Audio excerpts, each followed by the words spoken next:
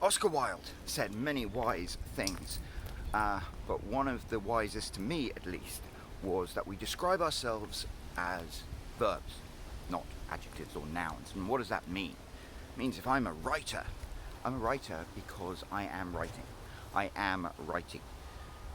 If you are a writer, you need to write. What is that great movie, Throw Mama from the Train, where it goes, a writer writes. And you know what? That's what writers do.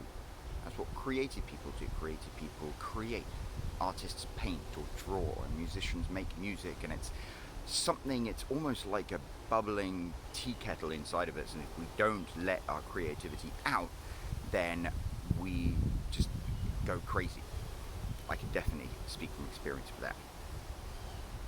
But as I spoke about in my last video, there is this mental block that a lot of us have, that somehow what we are spending our time and attention and effort doing creatively is somehow unworthy, or we should be doing something sensible or more important instead. And you really need to shift this mindset, because if you want to make it as a self-published author who can support your family, you have to treat your writing like a job. So that means it's not a hobby. That means it's not something that you do when you have a spare moment. It's not something you do when you have a few minutes. You have to dedicate time every day to writing. And I think this is the most important shift in mindset you have to have. You have to commit to write every single day like it is your job. But the frustrating thing is, it's a job that you, the very least, aren't going to get paid for 3 months. But more likely, if you are starting out wanting to become a successful self-published author, it's something you might not start getting paid for 6 months or 10 months or a year. That's really tough for a lot of people. People are like, well, I could spend an hour writing, or I could spend an hour doing freelance work or my job or cleaning the kitchen or something like that. And there's always this, because there's so much delayed gratification with writing, there's always this lure to go and do something else. And also because of the demands of life, your kids, your spouse, your family, any other jobs you have, those are always trying to take time from you as well. And I'm, like all my videos, I'm making this as much as a message to myself as anybody else. You have to carve out time every single day to write. You need to write every single day. If you want to be a self-published author, you need to write every single day. Even if what you write is crap, even if what you write is garbage, if you don't keep grinding away at writing, you won't have anything written. And if you don't have anything written, you don't have anything you can create into a book. If you don't have anything to create into a book, you don't have anything you can sell. If you don't have anything you can sell, nobody is ever going to buy it. If nobody ever buys it, you're never going to make any money. And if you never make any money, you are not going to support yourself as a self-published author. You need to write. Now in later videos, I'm going to talk about what it is you need to write and how you need to approach that writing to be successful. But before all of that, the fundamentals. The reason you're watching this video is presumably because you want to be a writer. So here is the fundamental, essential truth. If you want to be a writer, if that is how you want to define yourself, you need to write every single day.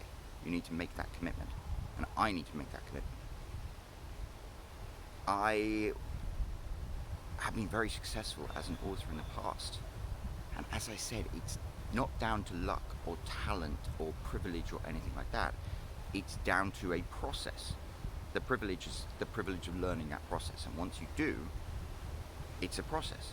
You just have to do the things to get the results. And the problem is, well, my biggest challenge was always doing the things, because I've spent 30 years wanting to be a writer, but for 30 years I've had people being like, oh, you should do something more sensible.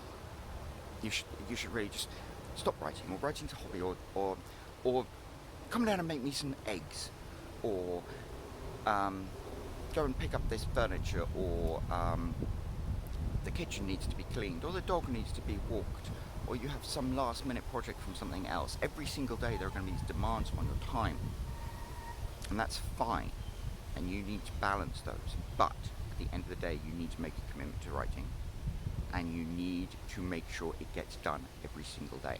I challenge you, and I challenge myself, because I'm making this video because this is something that's in my head right now. I challenge you to write every single day, and if you don't write in a day, that day has been a failure. You will never make it as a successful self-published author unless you make the commitment to write every single day. It's a commitment I am going to try and stick to, and it's a difficult one. It's a really difficult one. And there's a lot more going on behind the scenes inside the old noggin than you think when it comes to writing. There's a great YouTuber called Andrew Kirby who is, I think he's like in his early 20s. I've got a lot of value from his videos because he talks about procrastination and mental blocks, and why a lot of us with great great ambitions to be creative people, writers, entrepreneurs, why we fail. We fail because we fail to take the actions that we need to achieve our goals. And that's because our brains are caveman, clunky things that aren't designed to operate in the 21st century. I did a great video yesterday about procrastination, about how procrastination isn't down to laziness or discipline or even motivation. It's down to you having bad experiences with whatever it is you are procrastinating about. And so your brain is like, don't do that because you had a bad experience. And so you don't do that until the last minute, when suddenly you have some crashing deadline, and then you do it last minute, it stresses you out, you do a job that's not as good as you could have done, and then as soon as that's finished, there's something else on the horizon you have to do, and you end up procrastinating. And yeah, it's miserable, it makes you miserable, and it's a spiral, and it gets worse and worse. And it's not your fault. I think that's the thing that I really found valuable about Andrew Kirby's thing, is that it's not your fault. And when it comes to writing, this is something that resonated very strongly with me, because I love writing. When I get into the zone, I sit down and I start writing. It's like I am a conduit between whatever the story is and the page, and it flows through me, and it's the greatest experience of my life. It really is. It just makes me feel connected to the universe in a way that nothing else does. I actually feel disassociated from the universe most of the time. So writing is like such a powerful thing to me. I love it. I love writing these stories, creating these characters. I love the fact that people buy my books, sign up for my newsletter, that I make money from it. I'm able to do nice things for my family by writing. But why do I struggle to write every day if writing is such a great, fantastic thing? And it's because my stupid brain, and it's your stupid brain as well. And this video, it proves you have these negative things that are built up. For me, with writing, it is the case of, I get up in the morning and I want to sit down and write, and my brain always tells me, oh, well, the kids are going to disturb you, or your wife's going to come up and ask you for something, or the telephone's going to ring, or the notifications are going to go off. You're going to get an email from somebody with something that needs to be done right this second. And then it's like, I know for a fact that I've programmed myself into being adverse to writing because I have assigned so many negative emotions to it. Even though it is the thing I love to do more than anything else, every time I try and schedule an opportunity for me to write, it's like a battle with my head, because my brain is going like, no. If you sit down and start trying to write, the kids are going to come and disturb you. Your wife's going to come and disturb you. And a lot of the time that doesn't happen. A lot of the times when I have the discipline to sit down and write, it's like I plug into that story and it flows through me, and it's amazing.